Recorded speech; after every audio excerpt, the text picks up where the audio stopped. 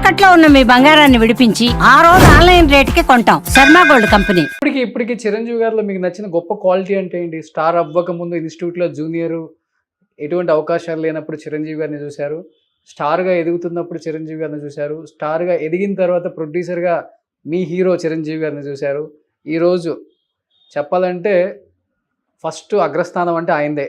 ఎంతమంది హీరోలు వచ్చినా ఈ చిరంజీవి గారిని చూస్తున్నారు. సో ఏంటి కామన్గా అప్పటికి ఇప్పటికి చిరంజీవి గారిలో మారని ఒక క్వాలిటీ? ఈ హిమ్సెల్ఫ్ ఈజ్ ఎ క్వాలిటీ. ఈ హిమ్సెల్ఫ్ ఈజ్ రోల్ మోడల్. ఇంకెవరికి ఇంకోటి నేర్పాల్సిన అవసరం లేదు. Is a role model. ఆయన చూసి నేర్చుకోవాలి ఎవరైనా. ఏ ఫీల్డ్లోనైనా పైకి రావాలంటే అలా కష్టపడాలి. ఎప్పుడు గొడవలు రాలేదు? ఆయన పక్కనే తమ్ముడైన పవన్ కళ్యాణ్ ఎలా అయ్యాడంతా ఎవరిని ఊహించారా? ఒక స్టేట్కి సీఎం లెవెల్కి వెళ్ళగలుగుతున్నాడంటే ఏంటి, ఎలా? ఒక నటుడు అంటే ఏంటి, తక్కువ ఆలోచన చేస్తారా? ఎవరైనా ఏదో డాన్సులు చేస్తాడు, ఫైటింగ్లు చేస్తాడు, యాక్టర్ అనే కాదు కదా. సమాజంలో ఎంతో చేస్తున్నారు. అది నందమూరి తారక రామారావు ప్రూవ్ చేశారు. సో ఆయనకి ఏంటి పిల్లలు, అలాగే చిరంజీవి కూడా పిల్లలు లేవు. ఎప్పుడు గొడవలు రాలేదా మీ మధ్య, ఫ్రెండ్స్ మధ్య? ఎప్పుడు సరదాగా కూడా లేదు, అసలు అవసరమే లేదు. అంత అండర్స్టాండింగ్ ఉండేది. బట్ ఫ్యామిలీతో కూడా అందరితో మేము ఇదిగా ఉండేవాళ్ళం, కలిసిమెలిసి ఉండేవాళ్ళం. So there is no controversy, ఏనాడు లేదు. ఎందుకంటే ఆశిస్తే ఫ్రెండ్షిప్ పోతుంది సార్. ఓకే, ఎప్పుడు ఆశించి 10 రూపాయలు అప్పటికే ఉంటే ఆ ఫ్రెండ్షిప్ పోయినట్టే. ఇప్పుడు జనరేషన్ మీరు చెప్పేదే చేస్తున్నారు.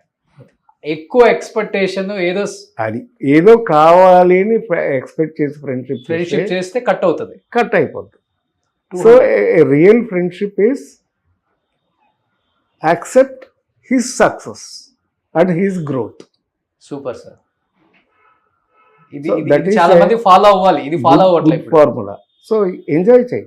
ఒక సర్కిల్ వచ్చిన తర్వాత ఒక అంటే బాగా రిచ్ ఫ్రెండ్తో స్టార్ట్ అయిందంటే ఫ్రెండ్షిప్, నెక్స్ట్ డేనే ఏదో ఒకటి ఎక్స్పెక్ట్ చేస్తున్నావు వాడితో జర్నీలో.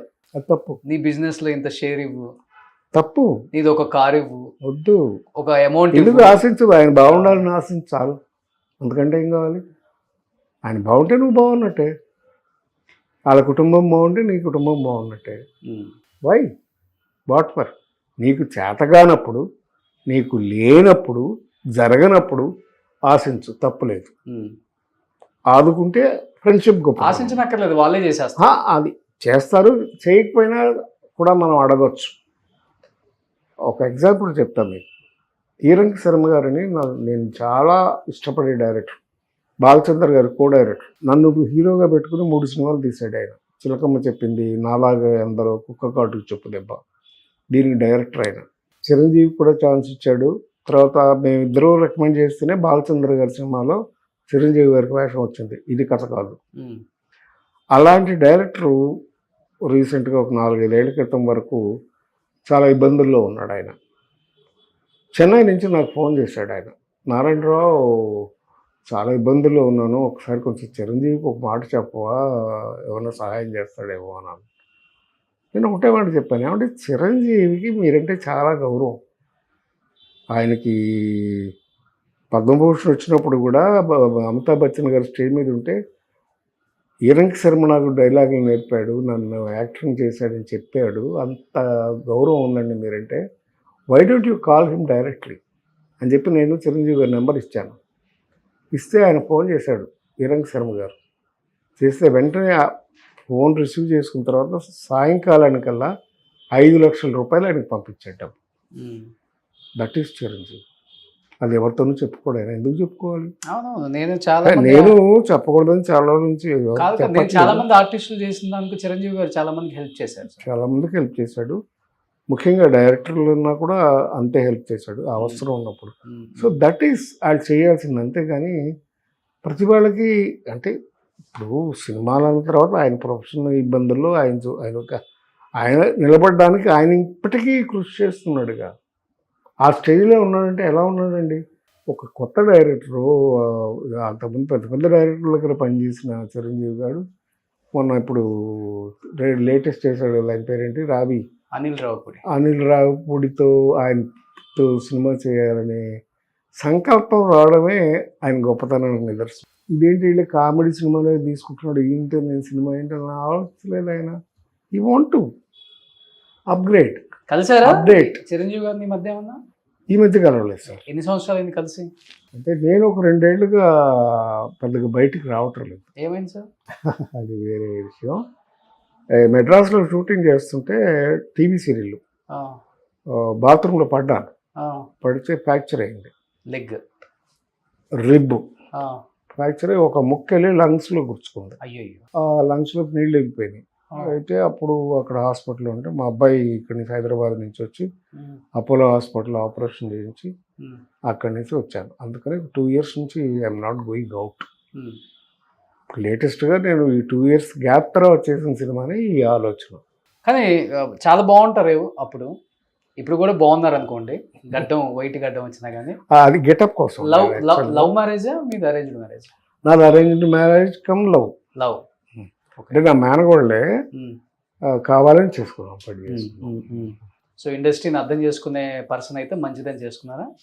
ఇండస్ట్రీకి సంబంధం లేదు, మా ఫ్యామిలీ అంటే మనల్ని అర్థం చేసుకోవాలి కదా. అక్క కూతురే, అందుకని హ్యాపీ మ్యారీడ్ లైఫ్. ఉమ్, పిల్లలు కూడా అలాగే కలిసి వచ్చారు, ఉమ్, పద్ధతిగా పెరిగారు. ఉమ్, ట్రై చేశాను మా అబ్బాయిని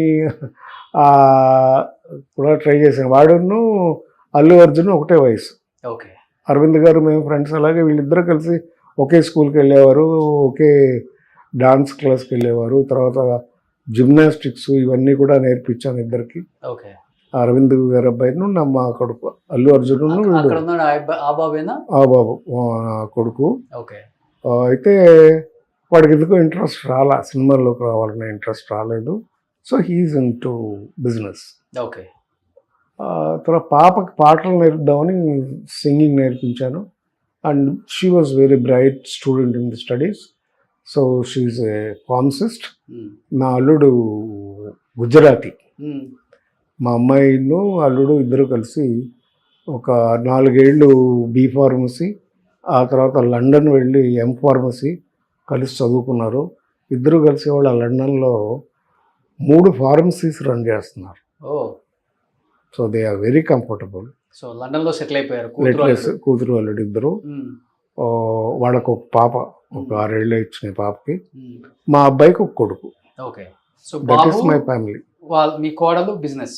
నా కోడలు కూడా షీఈస్ ఫ్రమ్ ఏలూరు దగ్గర దెందులూరు అని, అన్నపూర్ణమ్మ గారి ఊరు. వాళ్ళ రిలేటివే. చింతమనేని ప్రభాకర్ గారు ఎమ్మెల్యే. ఎవరు అక్కడ? దెందులూరు. ఓకే. అదే దాంట్లో బెంగళూరే మా బియ్యంకుడిది. It's arranged marriage and I'm very god blessed with the son in law and daughter in law. Super super. But హైదరాబాద్లోనే ఉంటాడు కదా బాబు? బాబు హైదరాబాద్లో ఉంటున్నాడు. కాదు సార్, మీ డేస్కి ఇప్పుడు డిఫరెన్స్ ఏంటంటే, ఇప్పుడేమో కలవాలేమో అర్జెంట్ కదా, నీడ్ ఉంది కదా అన్నట్టు ఉంటారు. అప్పుడు వాళ్ళు ఎట్లా ఉంటారంటే, ఏదో ఒక ఫంక్షన్ జరుగుతుంది కదా, అక్కడ కనిపిస్తారు కదా, హాయ్ చెప్తాం కదా. అదండి, డిపెండ్స్ డిస్టర్బ్ చేయరు. ఇండివిజువల్స్ బట్టి ఉంటుంది అది.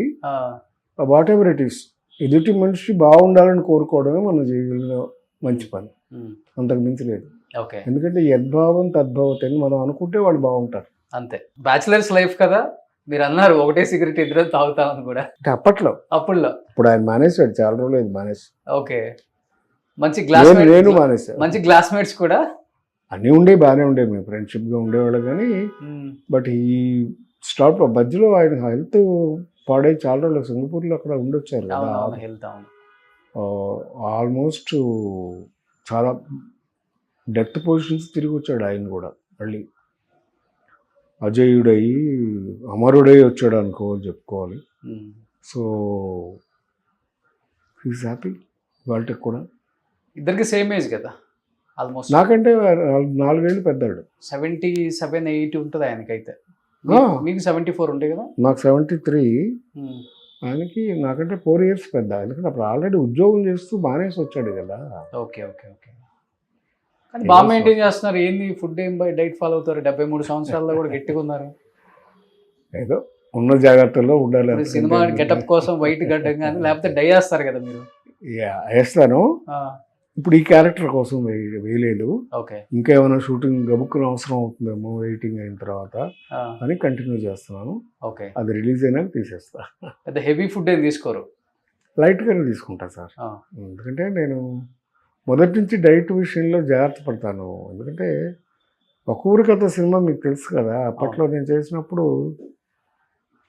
మృణాల్ సేన్ గారు ఆ సినిమాలో వేషం ఇవ్వడానికి నేను కమల్ హాసన్ తీసుకెళ్ళి చూపించా. ఆ క్యారెక్టర్ మృణాల్ సేన్ గారికి చూపించా పామగురు హోటల్లో. ఆయన చూసి అబ్బాయి ఈయనంటే మంచి బాడీ బిల్డర్ లాగా ఉన్నాడు, నా క్యారెక్టర్ పనికిరాడు, సన్నగా ఉండాలి అని పంపించేశాడు. ఆయన కమల్ హాసన్ సంతోషంగా వెళ్ళిపోయాడు. ఆయన చూడడమే గొప్ప, థ్యాంక్ యూ నారాయణరావు అని వెళ్ళిపోయాడు. వెళ్ళిపోయినా నన్ను అడిగాడు, నువ్వు చేయొచ్చు కదా ఈ వేషం అని. ఏం చేయమంటారు సార్ నాకు, నాకు ఈ రిబ్స్ కనపడాలి, ఓకే. బొక్కలు, డొక్క ఎండిపోవడం అంటారు చూడండి మనిషికి, బీదవాడికి, అలా డొక్క ఎండిపోయి కావాలి అన్నాడు. సరే వెంటనే నేను బెంగళూరు